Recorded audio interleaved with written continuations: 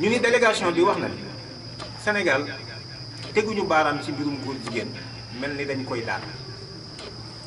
article 319 bi ñuy wax bu code pénal ay acte contre nature lay wax Nations Unies xam nañ loolu ndax xam nañu acte contre nature homosexualité bokkatu ci leeral naa bu léegi sama njëlbeenu kàddu ñu daan ni doon góor jigéen ci Sénégal du délit du ak tooñ te amul benn yoon mu junju xàll ñu war a topp ak góor jigéen ndax dafa doon góor jigéen donc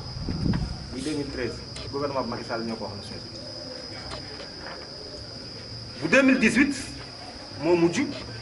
ñu ni lu jëm ci mbirum góor ak góor ñuy sëy jigéen ak jigéen ñuy sëy yëpp mbir yaa ci aju yu mel noonu yi nga xam ne moom la ànd sàmm ci koy wax ni nañ ko dakkal ci réew délégation bi wax na ni yoon moom terewul loolu waa léegi yoon terewu ko noonu nga bëgg ñëw ni ñun suñu yoon da koy daal fan la ko daal yéen a ngi fàttaliku 2015 décembre 2015 yaakaar naa le 26 décembre 2015 la waroon a doon